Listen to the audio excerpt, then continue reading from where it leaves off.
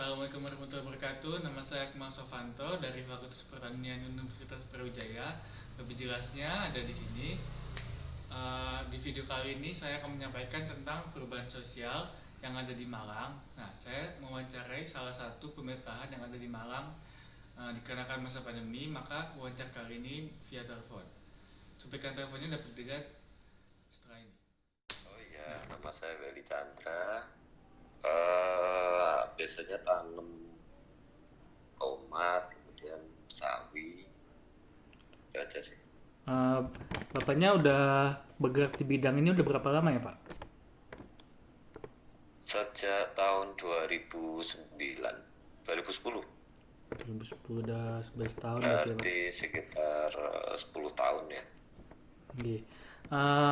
Kalau boleh tahu Pak, pas masa pandemi gini Pak, kegiatan yang dilakukan sehari-hari itu berubah atau tetap Pak? Masih tetap. Berarti tetap petaninya tetap kerja gitu Pak? Iya, tetap nggak ada yang berubah. Nah, terus saya ingin bertanya nih tentang pertanian yang ada di Malang nih Pak. Kan lahan Iya. pertanian ini makin lama kan kayak makin berkurang nih Pak. Uh, Sudut pandang dari Bapak sebagai pemilik lahan itu bagaimana ya Pak tentang itu?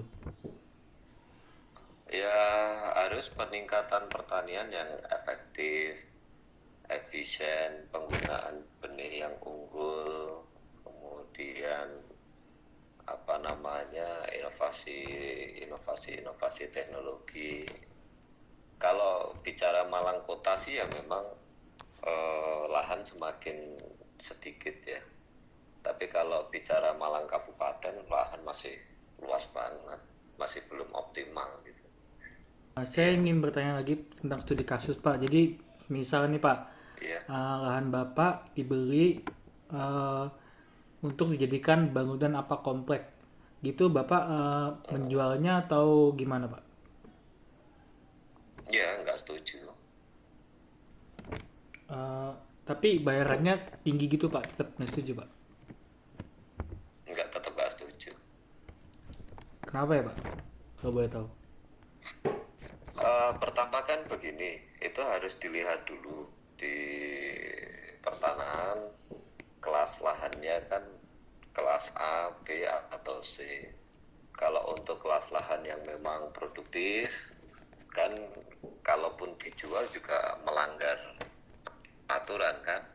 Kalau dari sisi peraturan, kalau dari sisi ini kan apa namanya itu kan mata pencarian kemudian baik untuk apa namanya kita pemilik lahan ataupun untuk petani maupun buruh tani itu kan mata pencarian semua.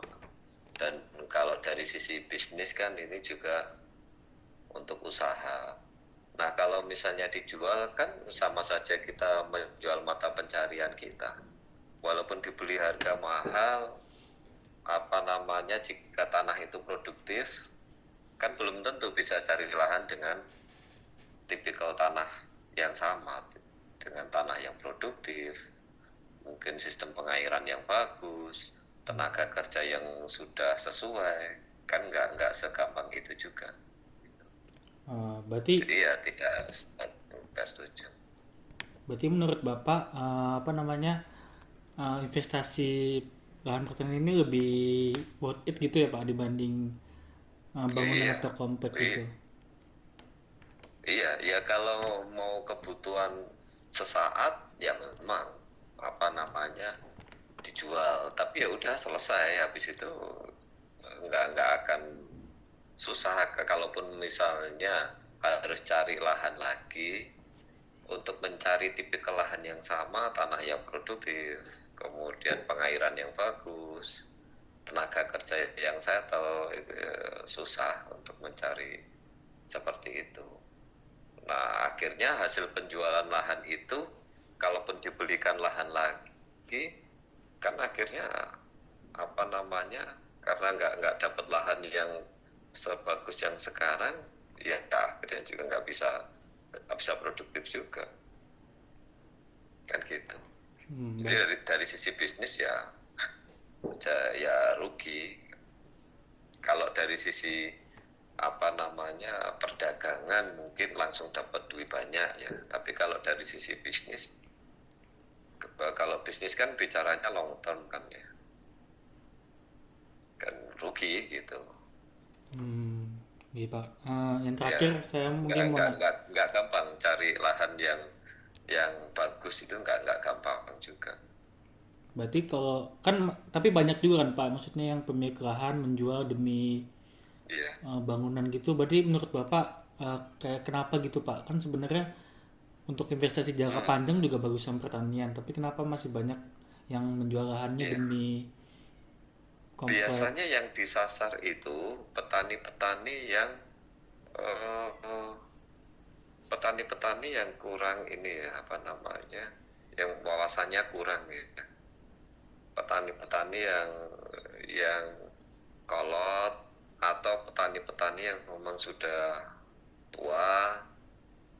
Kemudian biasanya justru yang menjual bukan si petaninya tapi anaknya atau ini gitu. Nah, dari video berikut dapat disimpulkan bahwa perubahan sosial yang terjadi ini dikarenakan pola pikir manusianya. Sebenarnya untuk mendapatkan lahan yang baik ini sangat susah dan bisa untuk investasi jangka panjang. Sekian dari video kali ini. Mohon maaf bila ada salah kata. Wassalamualaikum warahmatullahi wabarakatuh.